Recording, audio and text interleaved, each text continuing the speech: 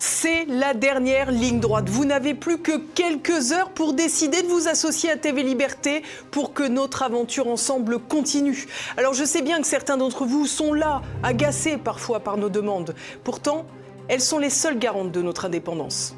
Vous le savez, sur TV Liberté, vos programmes ne sont pas interrompus par des publicités pour vous pousser à consommer. Derrière mon épaule, pour préparer nos émissions, aucun milliardaire pour souffler mes propos, aucun parti politique pour dicter notre ligne éditoriale. Seulement nous et vous.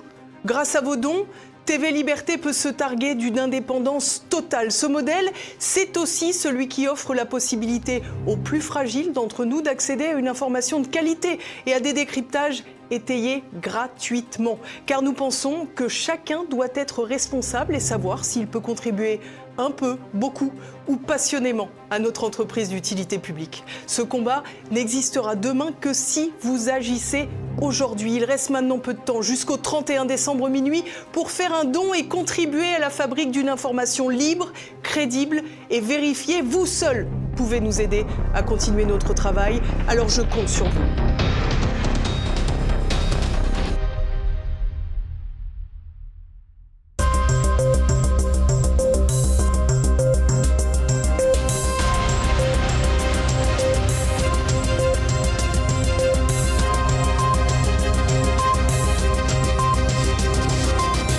Madame, monsieur, bonsoir. Je suis ravie de vous retrouver ce soir. À la une de cette édition, l'attaque présumée contre Vladimir Poutine. 91 drones auraient été lancés sur la résidence présidentielle de Novgorod dans la nuit du 28 au 29 décembre. Une opération encore floue dont la conséquence est en revanche très claire. La paix recule encore. Nous poursuivons ensuite notre bilan de l'année 2025, cette fois avec la Pologne. Malgré l'élection de justesse d'un président conservateur, les libéraux euromondialistes n'ont pas dit leur dernier mot. Et puis enfin, Israël boycotté, mais Israël épargné. Le pays passe entre les mailles de plusieurs boycotts, notamment en France. Vladimir Poutine a-t-il été la cible d'un attentat ukrainien? C'est en tout cas ce que le ministre des Affaires étrangères russe, Sergueï Lavrov, a affirmé lundi soir. Alors, quelles conséquences pour le processus de paix en Ukraine? Réponse tout de suite. L'Ukraine a-t-elle voulu en finir avec Vladimir Poutine? Lundi, Sergueï Lavrov, le ministre des Affaires étrangères russe, a déclaré qu'une attaque de 91 drones avait été lancée par Kiev contre Vladimir Poutine sur sa demeure de Novgorod la nuit du 28 au 29 décembre. Tous les engins ont été neutralisés par l'aviation russe. Des déclarations réfutées par Volodymyr Zelensky dans la foulée, qui a considéré qu'il s'agissait, je cite, de mensonges russes typiques. Toutefois, le président ukrainien ayant formulé le vœu de voir le président russe mourir il y a quelques jours, des doutes subsistent. On se rappelle également que 2 drones avaient frappé le dôme du Kremlin en mai 2023. Après les déclarations de Sergueï Lavrov, Donald Trump s'est dit très en colère et a alerté quant à la nécessité de ne pas confondre le terrain militaire avec les actions terroristes. Pour le président américain, à pied d'œuvre pour trouver une sortie de crise, cette attaque tombe au plus mal. Il faut par ailleurs rappeler que le lieutenant général russe Fanil Sarvarov a été assassiné il y a 10 jours dans un attentat à la voiture piégée. Un procédé désormais bien connu qui pousse à regarder vers l'Ukraine malgré l'absence de revendications. Et si l'exactitude de l'attaque contre Vladimir Poutine est difficile à évaluer à ce jour, les conséquences d'une telle annonce sont paradoxalement beaucoup plus limpides. D'abord, il est évident que l'affaire porte atteinte au processus de négociation déjà bien à la peine. Ainsi, tout porte à croire que la Russie sera encore moins encline à accepter des compromis, à plus forte raison que sur le terrain, les soldats avance toujours. Les opérations de libération du Donbass et des régions de Zaporijjia et Kherson se poursuivent par étapes, conformément au plan de l'opération militaire spéciale. Les troupes des groupements avancent avec assurance, en perçant les défenses de l'ennemi.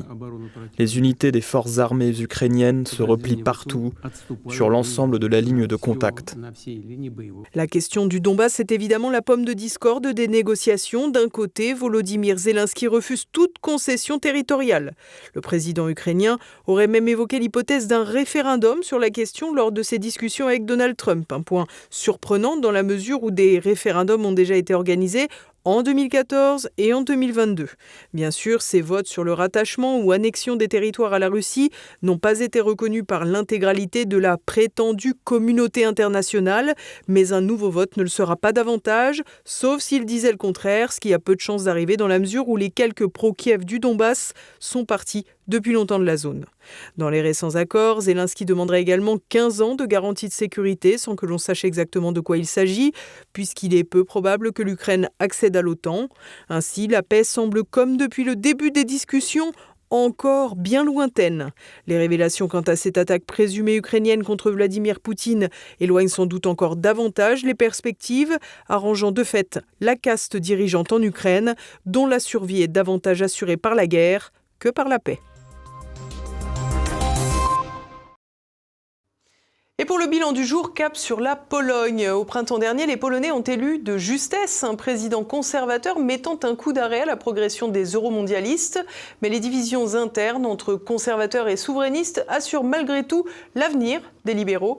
Le point de Nicolas de Lamberterie. L'élection présidentielle polonaise du mois de mai a constitué une grande surprise, avec un retournement de situation en faveur du candidat conservateur Karol Nawrocki. En effet, durant toute la campagne, le candidat libéral, Rafał Trzaskowski, maire de Varsovie, était donné largement vainqueur, tandis que Nawrocki n'était même pas sûr de figurer au second tour en raison de la concurrence des candidats nationalistes. Mais dans la dernière ligne droite de la campagne, il a su redresser la barre. Ainsi, malgré la reprise en main féroce du pays par les euromondialistes, les électeurs polonais sont donc parvenus à déjouer les plans des élites libérales, au moins pour cette fois. Trzaskowski partait largement favori au départ. La plupart des sondages le donnaient vainqueur aussi bien au premier qu'au deuxième tour. Mais finalement, Karol Nawrocki a créé la surprise et l'a emporté et a empêché les forces libérales de prendre le contrôle du dernier bastion qui leur manquait, ayant déjà une position dominante aussi bien au Parlement, au Sénat et également dans la sphère médiatique et du business. La victoire de Karol Nawrocki a mené à une sorte de vague d'enthousiasme au sein de la droite polonaise qui a commencé à croire à des élections anticipées et à une prise de pouvoir accélérée avant les élections législatives qui sont prévues pour la fin de l'année 2027. Entre-temps, les forces conservatrices qui ont élu Karol Nawrocki et qui vont au-delà du parti Droit et Justice qu'il a soutenu sont maintenant dans une situation bien différente après quelques mois avec des frictions et des conflits fort visibles qui empêchent des discussions sérieuses de coalition futures et qui, par défaut, stabilise le pouvoir de Donald Tusk, qui, au début, était un petit peu confronté à des difficultés internes. Par exemple, l'un des partis qui forment la coalition au pouvoir, la Pologne 2050, son leader a tout simplement quitté la politique. Il était maréchal de la Diète, c'est-à-dire président du Parlement, et il a décidé de se retirer de la politique carrément, ce qui était un coup fort au sein de la coalition gouvernementale. Mais maintenant, Donald Tusk a stabilisé son pouvoir et il semblerait qu'avec une droite aussi divisée, composée dans les grandes lignes de 3 partis, qui ne parviennent pas à s'entendre, mais qui, au niveau de l'arithmétique politique, ont besoin de s'entendre s'ils veulent prendre le pouvoir dans 2 ans. En clair, si la victoire conservatrice à la présidentielle a donné du répit à la droite retournée dans l'opposition depuis 2 ans, l'élan pour reprendre les commandes du pays en 2027 est encore loin d'être suffisant. D'autant que dans le camp d'en face, le Premier ministre euromondialiste Donald Tusk est un fin manœuvrier qui sait, comme a pu le faire Emmanuel Macron pendant un certain temps en France, faire feu de tout bois pour garder le manche. La Pologne est, d'un point de vue macroéconomique, dans une situation beaucoup plus saine que beaucoup de pays d'Europe occidentale, si on parle de déficit budgétaire ou du taux de chômage ou ce genre de choses. Maintenant, il y a également l'autre côté de cette histoire, c'est par exemple le système de santé est en banqueroute absolue. Et dans le rouge foncé, et c'est une situation qui est très délicate pour le gouvernement, qui trouve maintenant des histoires un petit peu pour couvrir cette situation pour le moins inconfortable. Et c'est ainsi que Donald Tusk et les siens, toutes les 2 semaines, trouvent des urgences plus apocalyptiques les unes que les autres, en faisant peur d'une éventuelle attaque de la Russie, par exemple, ou constamment en train de réaliser des attaques, des chasses à la sorcière des anciens ministres en place. Ce qui a mené, juste pour donner un exemple, au refuge politique de 2 anciens ministres et vice-ministres de la justice qui se trouvent en Hongrie actuellement, sachant que s'ils restent en Pologne, ils pourraient être confrontés à un procès qui serait très probablement biaisé, qui aurait pour but de faire une sorte de show et de les mettre derrière les barreaux pour des prétextes relativement légers, on va dire. Donc la situation est assez difficile pour Donald Tusk, mais il prouve qu'il a quand même le talent pour s'en sortir dans ces situations-là. Il est particulièrement habile dans la capacité de jongler avec ces différentes crises, aussi bien internes qu'externes, et de même dépasser le Parti droit et justice dans ce qui est de la rhétorique anti-russe. Le Parti droit et justice est connu pour être l'un des partis les plus critiques envers le Kremlin, mais Donald Tusk est parvenu à aller encore plus loin dans cette direction-là, voyant que cela semble fonctionner avec la population polonaise. Autre point de crispation en Pologne, la présence très massive de réfugiés et de travailleurs ukrainiens qui ne se passe pas toujours sans tension, au point que cela commence à bouleverser les équilibres politiques en Pologne. La masse d'Ukrainiens qui se trouvent actuellement en Pologne est considérable. Je veux dire par là que le chiffre officiel, c'est d'environ 1 million. Il faudrait plutôt parler de 3 à 4 millions d'Ukrainiens qui habitent en Pologne, qui y travaillent. Dans la majorité, je dirais même l'extrême majorité des cas, cette immigration récente se passe très bien, pour plusieurs raisons. Les Ukrainiens sont très proches des Polonais au niveau, je dirais, culturel, même physique, c'est-à-dire qu'ils se ressemblent, ils se fondent dans la masse. Ils parlent, la plupart d'entre eux, polonais, parce que le polonais et l'ukrainien sont des langues très proches. Ils sont travailleurs, etc. Donc, de ce point de vue-là, ça se passe bien dans l'ensemble. Mais l'Ukraine est connue pour sa corruption, mais également pour sa criminalité et sa mafia. Et la Pologne n'est pas mise de côté à ce niveau-là. Aussi, on observe dans les statistiques de criminalité une surreprésentation des Ukrainiens. La situation a changé par rapport à 2022. En 2022, les Polonais ont ouvert les portes de leur maison de telle manière qu'il n'y a pas eu de nécessité d'ouvrir de centres pour les réfugiés. Ce qui est assez impressionnant quand on parle de plusieurs millions de personnes qui entrent dans le pays. Maintenant, quelques années plus tard, toute une série d'Ukrainiens présents en Pologne, je parle de nouveau de la minorité, se comportent de manière agressive et on arrive à des situations quand des jeunes vont en soirée, boivent trop et puis se battent en rue.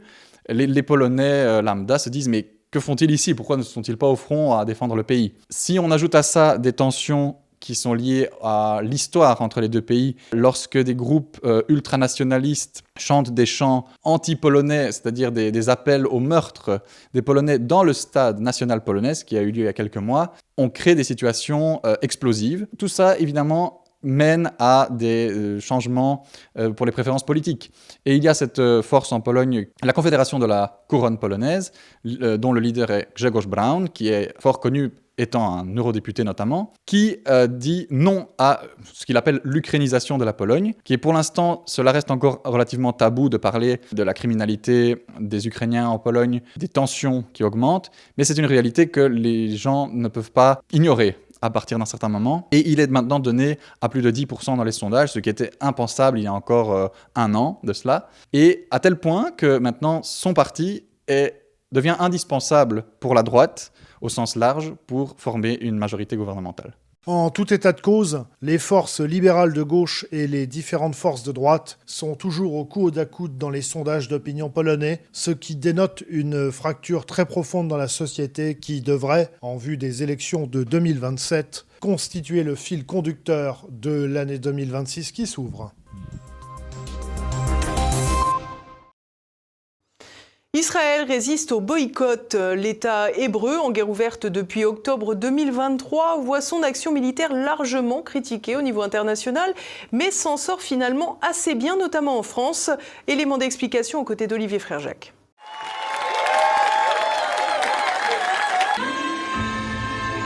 Israël maintenu à l'Eurovision en dépit des crimes de guerre à Gaza. En mai prochain, à Vienne, l'État hébreu sera présent. Une décision validée par l'Union européenne de radio-télévision début décembre. Cette annonce a immédiatement provoqué de vives réactions avec plusieurs pays et mouvements appelant au boycott, parmi lesquels l'Espagne, la Slovénie, les Pays-Bas et la République d'Irlande.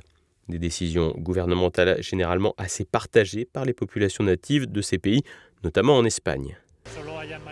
Le fait que seuls 4 pays aient manifesté leur décision de se retirer du concours Eurovision me semble assez faible et assez logique car je pense que la situation actuelle en Palestine et les actions d'Israël sont évidentes et je trouve illogique qu'il n'y ait pas plus de pays qui prennent cette décision.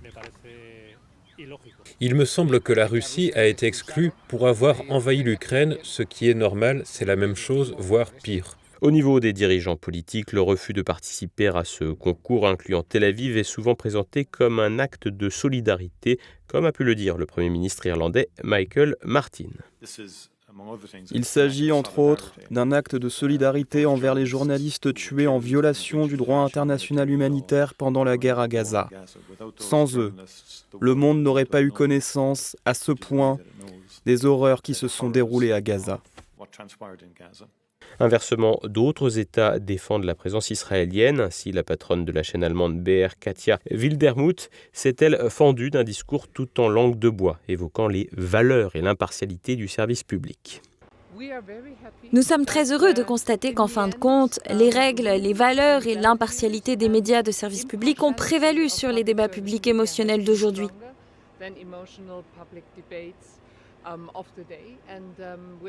Il s'agit du plus grand concours de chant au monde, un concours qui prône le dialogue, la diversité et la tolérance. Et nous réaffirmons aujourd'hui ces valeurs dans le débat. Dialogue et diversité, la novlangue germanique cache péniblement une impossibilité chronique et ici probablement un peu historique pour ce pays de prendre une position autre que celle-ci.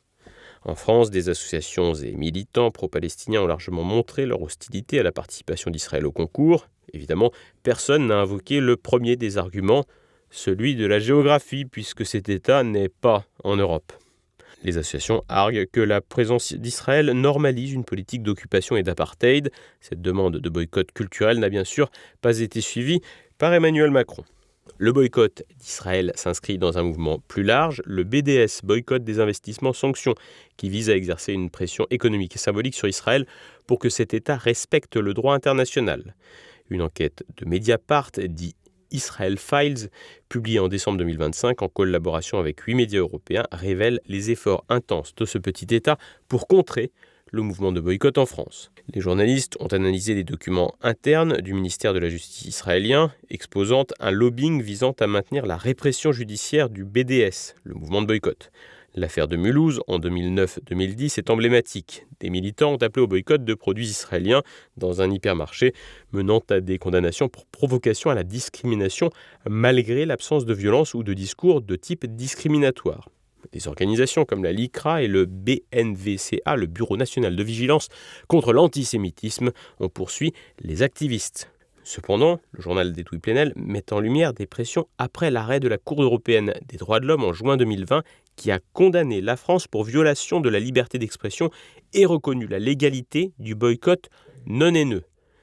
Israël, via son département des opérations spéciales, a mobilisé ses relais, le CRIF notamment, qui, dans ce cas précis, pourrait s'apparenter à un organe d'ingérence étrangère. En juin 2020, son président de l'époque, Francis Khalifa, a écrit aux ministres Belloubet et Le Drian pour demander un recours contre l'arrêt, invoquant des risques pour la communauté juive. Résultat, refus des ministres qui tiennent bon. Mais le lobbying persiste. En septembre, Khalifa rencontre Éric Dupond-Moretti, alors ministre de la Justice, et Jean Castex, chef du gouvernement, obtenant des assurances de ceux-ci. En octobre 2020, une circulaire du ministère de la Justice encourage les procureurs à poursuivre les appels au boycott s'ils sont discriminatoires. Selon les documents israéliens, cette circulaire s'inspire d'un document informel fourni par Israël. Des avocats comme Pascal Markovitz et Marc Lévy, membres du CRIF, ont servi de relais, promouvant une loi européenne anti-boycott. La légalité du boycott est au cœur du problème. En effet, avant 2020, les appels au boycott étaient condamnés comme provocation à la discrimination en France en vertu d'une loi de 1881. L'arrêt de la Cour européenne des droits de l'homme de 2020, dit Baldassi, change la donne. Le boycott relève de la liberté d'expression s'il critique une politique étatique sans haine. Cela peut concerner par exemple un État génocidaire ou exerçant un apartheid. Il est donc possible non seulement de boycotter ou d'appeler au boycott si toutefois l'appel n'incite pas à la haine raciale ou à l'antisémitisme. C'est là que la lecture du juge pourrait se montrer un peu tatillonne. Et nous poursuivons cette édition en compagnie de Renaud de Bourleuf pour l'actualité en bref en France. Les agriculteurs n'ont pas déposé leurs fourches. Ce mardi, des blocages ont toujours lieu sur la 64 en Haute-Garonne, à Carbone, mais aussi à Cazaires depuis ce mardi. Les syndicats Coordination Rurale, Confédération Paysanne, FDSEA et Jeunes Agriculteurs s'y sont coordonnés pour une manifestation. Pendant que le gouvernement défend sa stratégie jugée hors sol face à la crise de la dermatose, les forces de l'ordre justifient leur répression. Rappelons que samedi, à Auge, dans le Gers, un agriculteur a été mis en joue au volant de son tracteur par plusieurs policiers. Ce mardi, le ministre de l'Intérieur, Laurent Nunez, a annoncé refuser de saisir l'IGPN pour contrôler l'action de ses agents lors de cette opération qui a choqué la France entière. Des dysfonctionnements au ministère de l'Intérieur qui en disent long. Dans les jours qui ont suivi l'agression au couteau dans le métro parisien vendredi, des perquisitions au domicile du suspect ont révélé un détail surprenant. L'individu malien, sous OQTF depuis 2 ans, non appliqué évidemment, avait un passeport français. La question qui se pose est de savoir comment une personne ayant la nationalité française par filiation peut se retrouver alignée sur le statut des étrangers. De quoi voir une administration sans dessus-dessous, au point de ne plus savoir qui est présent sur son sol, et même qui est régulier ou clandestin. Attaque post-mortem contre Patrick Buisson. Samedi, la préfecture de Mayenne s'est opposée au legs des archives personnelles de l'essayiste mort en 2023, destiné à une congrégation catholique, la Fraternité Saint-Vincent-Ferrier. Le prétexte est que les archives personnelles de Patrick Buisson sont liées à des fonctions exercées dans des institutions publiques, notamment la présidence de la République sous Nicolas Sarkozy. Reste à savoir où sont désormais stockées les écoutes. Saint-Tropez, dernière demeure de Brigitte Bardot. C'est dans la ville méditerranéenne que se dérouleront les obsèques de la vedette le 7 janvier. Le film Médiocre à la femme avait grandement contribué à la renommée de Saint-Tropez. C'était aussi le lieu d'élection de Brigitte Bardot qui avait acquis en 1958 sa propriété de la Madrague et s'y était retirée après avoir quitté Paris et le monde du cinéma. Les obsèques, qui se tiendront à l'église Notre-Dame de l'Assomption, seront retransmis sur des écrans sur le port. Brigitte Bardot sera ensuite inhumée dans un lieu confidentiel et dans l'intimité familiale conformément à ses dernières volontés. Et le reste de l'actualité internationale. Friture sur la ligne Tel Aviv-Washington. Au lendemain de sa rencontre avec Benjamin Netanyahou en Floride, Donald Trump a affirmé avoir parlé au président israélien Isaac Herzog au sujet de la grâce de l'actuel Premier ministre dans son procès pour corruption. Ce dernier aurait alors déclaré au président américain que la grâce était en cours. Des propos fermement démentis par Isaac Herzog qui explique ne pas avoir évoqué le sujet avec Donald Trump depuis leur première conversation qui date de plusieurs semaines. Benjamin Netanyahou et son épouse sont accusés d'avoir notamment accepté l'équivalent de 260 000 $ de produits de luxe en tout genre de la part de milliardaires en échange de faveurs politiques. Donald Trump, comme Benjamin Netanyahou, plaident pour une grâce qui permettrait de rétablir l'unité d'Israël selon eux. En tout cas, l'unité du couple israélo-américain semble, elle, bien fonctionner. Difficile opération balai-tablier dans la police londonienne. En décembre, la Metropolitan Police a introduit une règle imposant à ses agents de déclarer s'ils appartiennent à la franc-maçonnerie, estimant que ces allégeances impliquent des principes de protection mutuelle. La mesure a provoqué l'ire de la Grande Loge Unie d'Angleterre qui a déposé un recours judiciaire pour la suspendre, accusant le commissaire en chef de la Metropolitan Police d'alimenter les théories du complot et de pratiquer une discrimination religieuse. Pour l'heure, le patron de la police londonienne tient bon et affirme que sa décision vise à améliorer la confiance dans l'institution et l'impartialité policière. Selon une enquête interne, 2/3 des agents de la police londonienne seraient favorables à cette mesure. Bachar el-Assad disparaît des billets syriens. Un peu plus d'1 an après la chute du président, les billets de banque à son effigie ainsi qu'à celle de son père, Hafez al-Assad, céderont définitivement leur place à de nouveaux billets dès le 1er janvier prochain. Bonne nouvelle, pas de portrait du président par intérim, Mohamed al-Joulani, dit Al-Shara, l'ancien terroriste d'Al-Qaïda, étonnamment déguisé en rebelle modéré par les Occidentaux. Les billets devraient donc se contenter d'images de roses, d'oranges, d'olives, de blé et d'autres symboles agricoles de la Syrie. En proie à de violentes attaques contre les minorités, le pays est bien loin de l'apaisement et malgré la levée progressive des sanctions américaines, la situation économique reste très incertaine après une dévaluation impressionnante. En 2011, il fallait encore 50 livres syriennes pour faire $1. Il en faudrait aujourd'hui plus de 10 000 selon le dirigeant actuel. Et voilà, c'est déjà la fin de cette édition. Vous pouvez dès à présent retrouver Choc du Monde. Édouard Chano reçoit l'analyste Laurent Ozon pour évoquer l'affaire des drones contre Poutine et l'atmosphère de fin de règne à Kiev.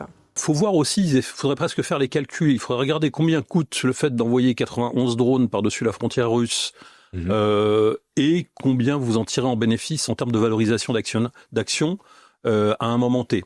Et quel sens ça a ? Moi, je ne suis pas dans les petits papiers de ces gens-là, mais en fait, on a affaire à des conglomérats qui captent des milliards, des centaines, des dizaines, des centaines de milliards de fonds, etc. Les États européens cherchent à s'endetter ou à augmenter leur dette alors que les gens crèvent dans les couloirs des urgences, accouchent sur les bords des routes ou se suicident faute d'assistance dans leur propre pays. Les gouvernements ouest-européens, allemands, français et anglais multiplient les promesses de dette, de réindustrialisation militaire, etc., etc. Pour l'instant, on ne voit pas grand-chose venir, mais ça, c'est un autre sujet. Demain, mercredi dès 7h, vous pouvez découvrir un nouveau Zoom avec Bruno Lafourcade. Il fait une satire sociale des bobos dans son ouvrage « Les hyènes ». C'est à présent le moment de se quitter. Merci à tous pour votre fidélité. On se retrouve demain pour une nouvelle page d'actualité. En attendant, portez-vous bien. Bonsoir.